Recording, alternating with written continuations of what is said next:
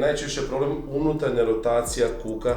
Ako te stalno bole ta leđa, dosadno, baš stalno tu osjetiš bol, probao si već i 100 masaža, i kiropraktik, i akupunkture, i dalje te boli. Ajmo provjeriti zaista koje je tvoje pravo stanje. Vrlo jednostavan test, znači koristit ćemo zid, dođemo pred zid i sada raširimo noge šire od ramena. Stopala je bitno da su ovako ravna, znači da nisu prema van kao nekakva žaba. Dakle, ruke stavimo pored tijela, lice gledamo prema zidu i sad nema veze. Ako ide do ove dubine, tu stanete, nije bitno, ali ćete vidjeti koliko ste zapravo kruti. Ja mogu učušnuti skroz duboko, zato što su moji kukovi slobodni, zato me i ne bole leđa. I sad, ako hoćete razraditi svoje kukove, morate znati da je najčešće problem unutarnja rotacija kuka, to je najčešći problem kod svih.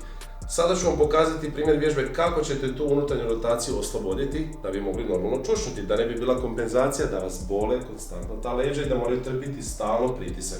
Sjest ćete dolje. Sjest ćete leđima uza zid. Noge ćete ovako raširiti malo šire od ramena isto. I sada stavite ruke tu pored i idemo. Guramo koljena prema podu i ovdje je bitno naglasiti da stišćemo sada koljena u pod. Znači nije sad samo da smo napravili pokret, nego stisnemo 2 do 3 sekunde. Polako sada idemo u drugu stranu. Naprimjer, ako me boli više lijeva strana leđa, ova će unutarnja rotacija ići malo teže. Nije bitno, idite do neke granice koju možete, a nakon nekoliko ponavljanja više ćete moći ići puno dalje.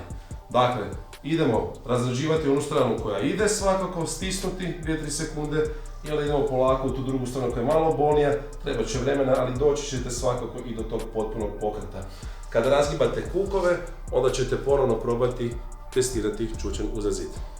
Ako ti se sviđa ovakav sadržaj, molim te obavezno lajkaj ovaj video, podijeli ga nekome ko se stalno već godinama muči s tim leđima, da ih napokon riješi i komentiraj dolje leđa kako bi ti poslao besplatnu knjigu u kojoj ćeš naučiti osnovne stvari kako si pomoći kada te bole leđa i kako da poboljšaš svoje osnovne navike.